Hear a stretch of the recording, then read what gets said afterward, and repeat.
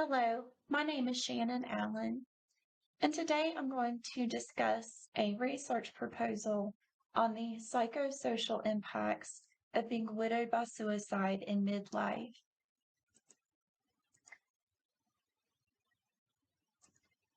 Grief is a variable process that can be impacted by contextual factors such as the relationship to deceased, the timing of the loss, the cause of death, and how grief is personally and socially experienced. One of the most grievous losses is the death of a spouse. Hobb posits that conjugal bereavement is often more complex than other types because spouses are the primary support during loss. The death of a spouse is also followed by a surfeit of interpersonal and intrapersonal concerns related to identity and purpose. Widowhood typically occurs later in life. However, the average age of widowhood in the United States is 54, with 12% under 50 and 5% under 40. One of the many elements contributing to complicated conjugal bereavement is a loss that deviates from the typical course of life events, such as the death of a spouse at a much younger age than anticipated. For older widows, the bereavement period tends to be shorter and the psychosocial impacts are less pervasive. However, young widows tend to experience more complex and prolonged psychosocial issues. Becoming widowed at a young age is not a normative life event. It is frequently an unexpected encounter, resulting in one being unprepared for the personal and social effects.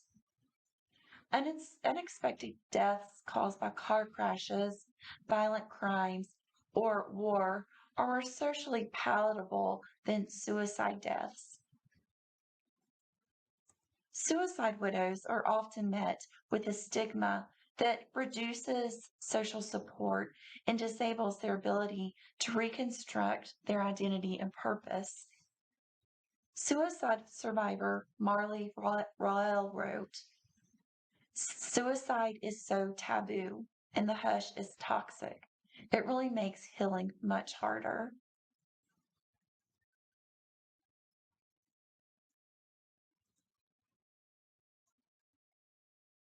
The ancient Indo-European cognates of the word widow are relict, leftover, and empty, and these tend to align with what Trivedi and colleagues describe as someone who has lost their primary source of identity.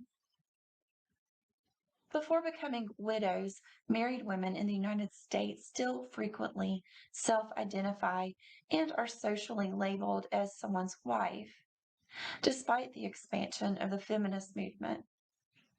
The loss of identity is a prevalent concern among widows and is described by Hiltz as a roleless role. According to Erickson, identity is characterized by a subjective experience of self-sameness and consistency over time. Even though one is in a new environment and interacting with a diverse group, one might feel like the same person. Furthermore, other people recognize this consistency of character and react appropriately to the person they know. Therefore, identity ensures a reasonably sure awareness of regularity and social stability across various contexts, both for those who hold the identity and those who are aware of the identity. Erickson also discussed identity as a process that occurs both consciously and unconsciously, as both a conscious awareness of one's own unique identity and an unconscious drive towards the maintenance of consistent personal character. Erickson also used the word identity to refer to the process of ego synthesis and the feeling of inner alignment with the principles and values of a larger social group. Erickson went on to highlight that a person's perception of ego identity is formed by three interrelated aspects: an individual's biological traits, an individual's distinctive psychological needs, their desires, their disposition, and the cultural environment in which they habitat.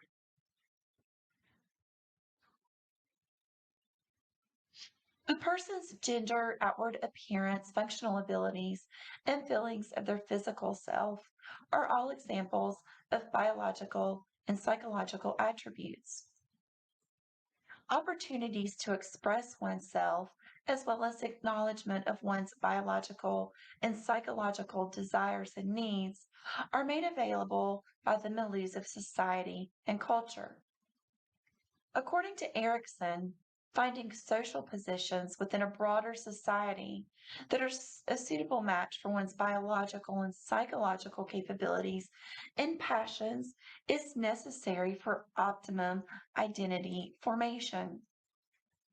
As a person's biological, psychological, and social circumstances evolve throughout their lifetime, Erickson theorizes that their identities will continue to undergo transformations. Identity is formed throughout a lifetime via interactions with other people. The formation of identity frequently involves an interval of experimentation for many individuals. In contrast, for others, it might occur quickly and readily through the assumption of predetermined social roles.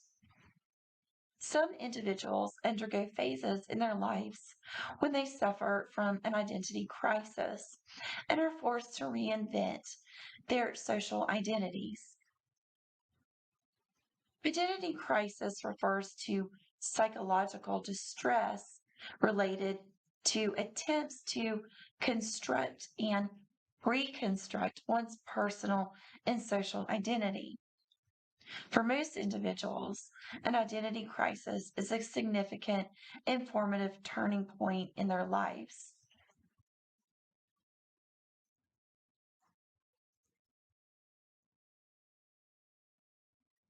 One's identity is intrinsically intertwined with their meaning and purpose. Therefore, when there is a crisis of identity, those individuals often suffer a loss of purpose. A set of interpersonal, emotional, and cognitive abilities that are developed in social and cultural settings are necessary for the formation and maintenance of purpose.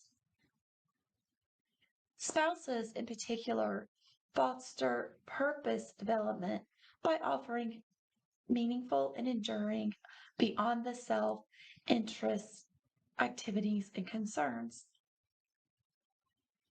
Marriage also provides a spiritual purpose as a sacred union with foundation in His divine plan. God designed marriage to offer redemption, companionship, permanency, faithfulness, and exclusivity with a purpose and mutual love.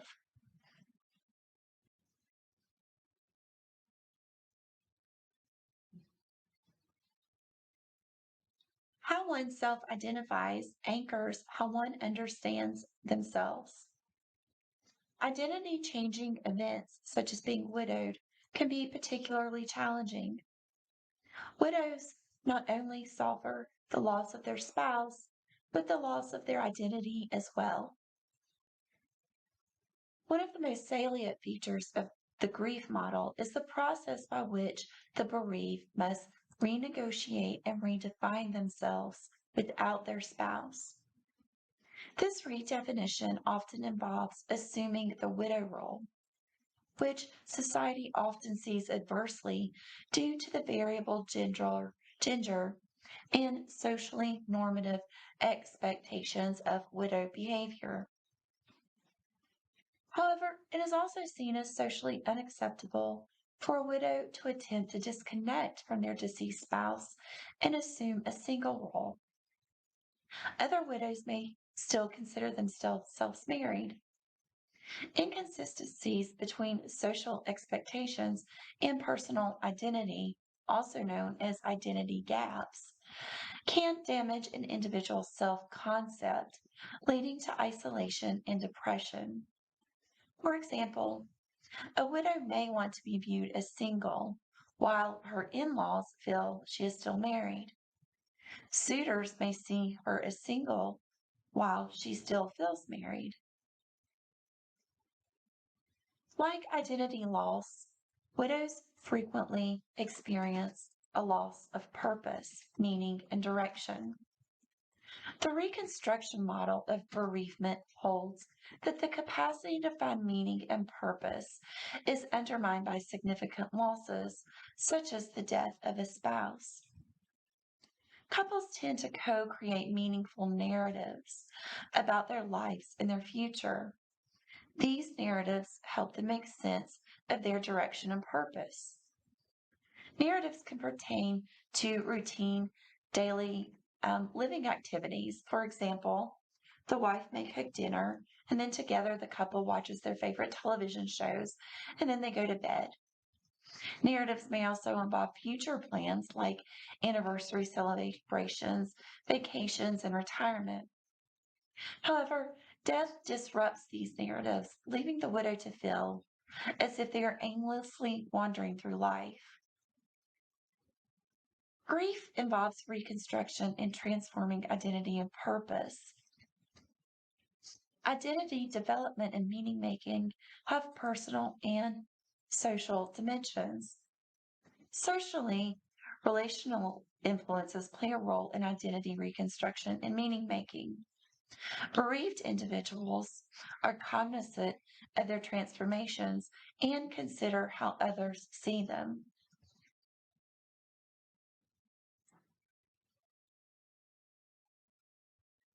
Erickson's theory of development incorporates interactions between numerous psychosocial, spiritual factors that influence the ego identity of individuals throughout their lifespan.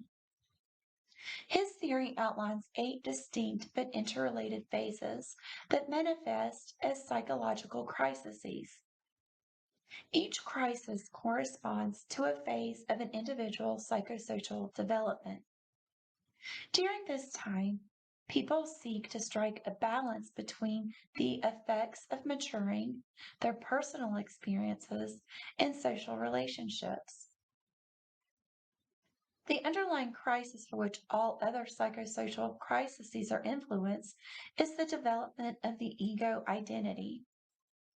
Erickson describes ego identity development as the process of learning one's purpose.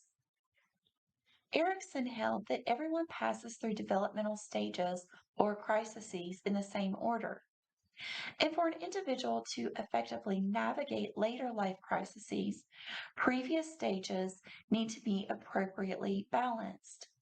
Specifically, the extent to which people can establish equilibrium during the early phases influences their ability to negotiate the following stages. Disruptions, regardless of stage, can retroactively imbalance previous stages, thus making future stages more challenging to navigate. Widowhood is considered transient. Hence, coping and reconstruction are psychosocially fluid processes. Given the dynamic grief process, the concept of balance is developmentally essential to a woman's ability to adjust to widowhood. The preservation of an individual's identity takes place in the long-term stability of significant others like spouses, the progression of one's previous self, and the progression of one's expected future self. This preservation or equilibrium of identity might be expanded to encompass a balance of loss oriented and restoration oriented ways of coping after the death of a spouse. Loss oriented coping refers to attending to grief focused directly on the death, while restoration oriented coping pertains to adapting to a new normal. The untimely death of a spouse tends to create discourse among all areas of one's being, which is ostensibly impacts their relationships. Erickson postulated that early to middle aged individuals strive to balance isolation and intimacy. For young widows, however, they suffer the loss of their spouse and the loss of a future. Older women have experience in resolving crises, making identity and purpose reconstruction less challenging in the face of widowhood. For younger widows, however, still undergoing psychosocial development, identity and purpose reconstruction is significantly more difficult. Young widows attempting to rebalance after bereavement induced development disruption may encounter emotionally taxing transitions. To be precise, when one must abruptly adapt to new identities and directions, other parts of their life may become imbalanced. For instance, young widows often face an identity versus role confusion crisis, which can lead to a crisis in Erickson's intimacy versus isolation stage. Suicide bereavement is more complicated than grief following death by other means. Schneider and colleagues found that social sympathy, recognition of the deceased life, and overall support are significantly reduced in the cases of suicide deaths. The stigma around suicide adds to the suffering of suicide widows, whom their peers and community often shun. This rejection is founded in stereotypes and prejudices that reinforce the notion that suicide widows are forever damaged, perpetually require psychiatric treatment, are fragile, share in their spouse's mental health issues, and are just generally less likable than widows of other sorts of deaths. According to Calhoun and Allen, suicide survivor stigma also stems from social expectations that wives should have mediated the psychic problems that led to the suicide. In the shared couple circle of peers, assessments of blame are particularly common. Scientists have concluded that identity and purpose, in part, are negotiated with peers through interactions and conversations. Thompson and colleagues posit that relationships are lost when identity and purpose are challenged within the widow's social network. According to Sheff, maintaining social ties is an essential human motivation. Given the social influences on the development of identity and purpose, stigma and the loss of social networks associated with suicide widows, their efforts to rebalance, reconstruct, and find coherence between their personal and social selves are further complicated. Suicide widow Marta wrote, I used to be the go to girl, but I wasn't anymore. I was a damaged person. I wasn't of value. I felt useless and hopeless. In this respect, one's psychosocial development is disrupted.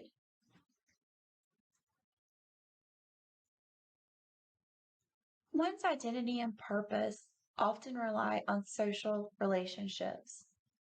Social networks are critical to the development of one's reality and development. When individuals lose someone close, the foundations by which they know themselves can be fractured. When that loss is due to suicide, repairing that foundation can be even more challenging, especially when the loss is that of a spouse and occurs during the mid stages of psychosocial development. Post death changes in young suicide widows' social environments are potentially associated with non normative processes of adjustment. From a developmental perspective, a younger individual who loses a spouse to suicide creates a crisis based disturbance of identity and purpose reconstruction when changes in social networks must be considered. Psychosocial challenges related to widowhood have primarily been related to older widows. Literature on psychosocial issues suffered by suicide for survivors has been long established. Although sparse, several studies have investigated young widows. However, no studies to date have explored the psychosocial impacts of being widowed by suicide at a younger age. While the psychological challenges associated with widowhood, young widowhood, and suicide widowhood are adequately documented, this study will investigate the developmental and social interactional processes experienced by young widows of suicide to discover how identity and meaning are reconstructed.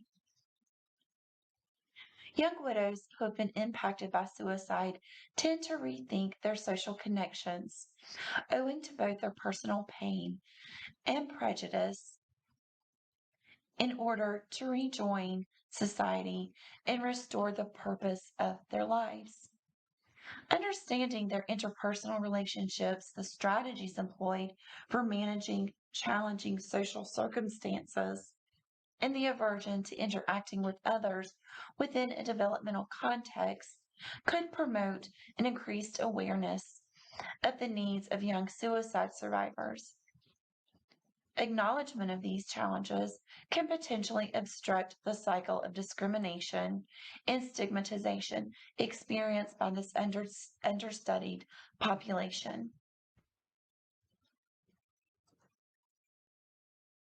The purpose of this qualitative narrative study will be to understand the lived experiences of young suicide widows.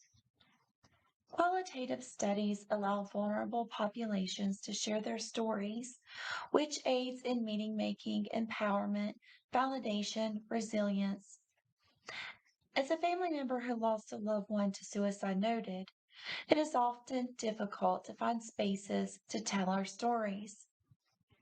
From this point of view, it is essential to the clinical application of psychology to provide a forum for suicide widows to articulate their lived experiences in order to develop evidence based assistance that is representative of their unique circumstances. At the proposal stage of this study, lived experiences will be broadly defined as threats to social relationships, stigma, challenging emotions associated with their spouse's suicide, coping mechanisms, and how social interactions impact their identity and meaning making processes. By exploring a matrix of lived experiences in the objective context of suicide, this project will contribute significantly to the body of knowledge on an understudied topic by exploring the following questions. What are the psychosocial challenges related to social relationships? What are the psychosocial challenges related to the stigma associated with being a widow of suicide? What are the coping mechanisms of suicide widows? And how do stigma and social relationships contribute to reconstructing identity and meaning? Since this study aims to understand the individual psychosocial experiences of young suicide widows. A narrative analysis approach will be used to answer the research questions. This methodology makes it possible to extensively investigate their lived experiences while considering the developmental implications of this age group. Further, this researcher's personal experience as a young suicide widow enables the co-creation of narratives. It is planned to utilize a purposeful sampling method to collect various testimonies that adequately portray the depth and range of the experiences. The participants' selection will be based on their age and designation as suicide widows. The materials required for this research will consist of an invitation, informed consent form, together with envelopes that have been addressed and postage paid so that they may be returned to the primary investigator.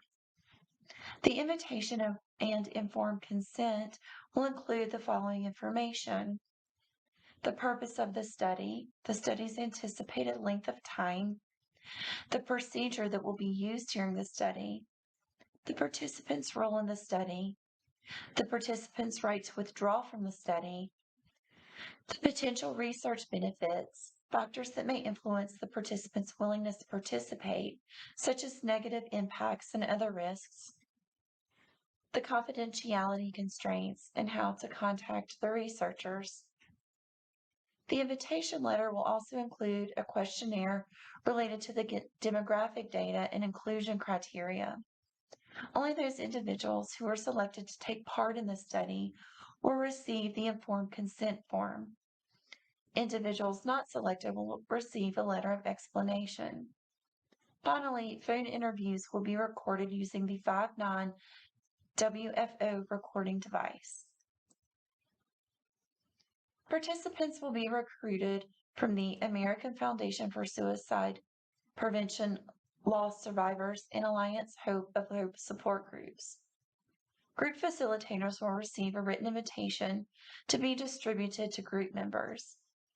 Criteria for inclusion are English speaking, ages 30 to 50, must be female, and 5 years must have passed since the suicide. 10 participants in the sample would be ideal. Nevertheless, the sample size will be determined by the degree to which the data is saturated. The primary investigator will make contact with those persons who have been chosen to participate in order to set up an interview.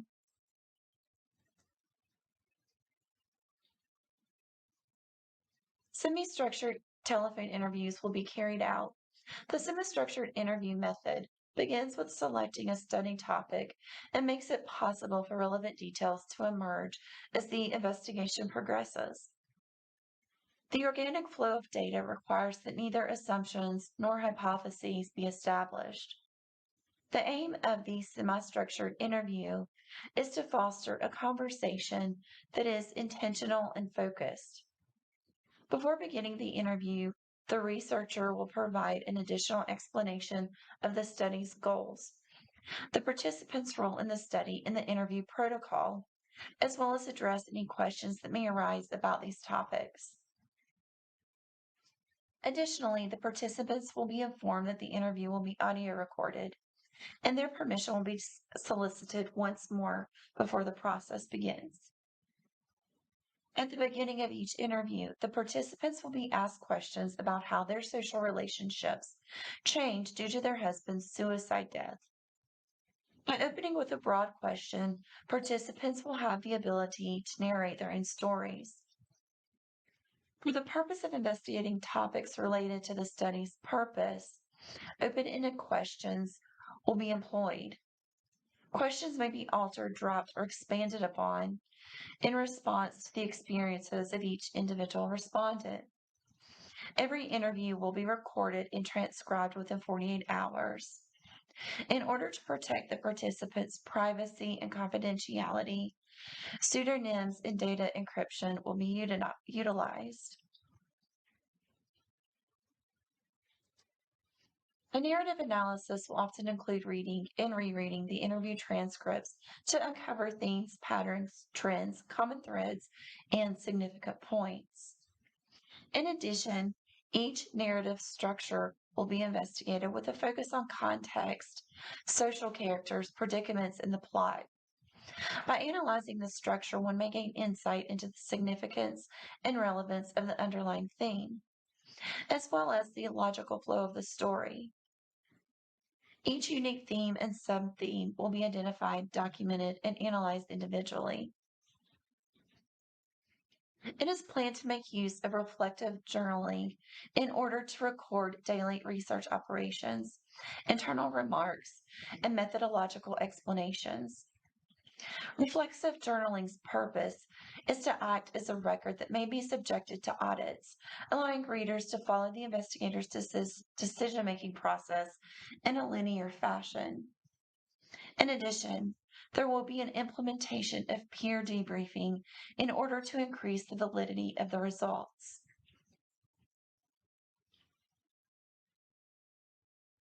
One of the most devastating experiences that occur in life is losing a loved one to suicide.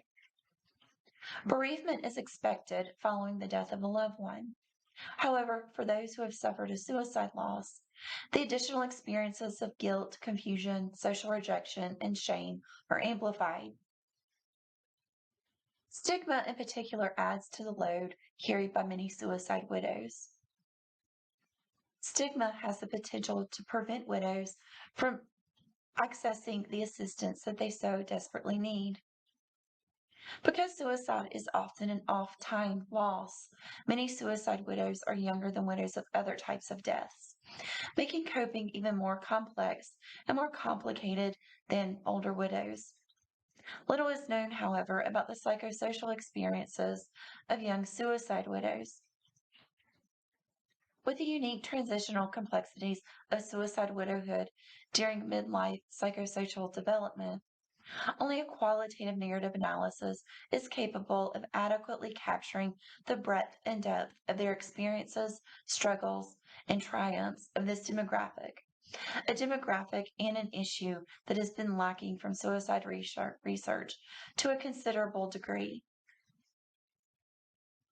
The analytical conclusion and the interpretation of interviews will result in a unified narrative that will give the participants a voice and provide meaning to their experiences.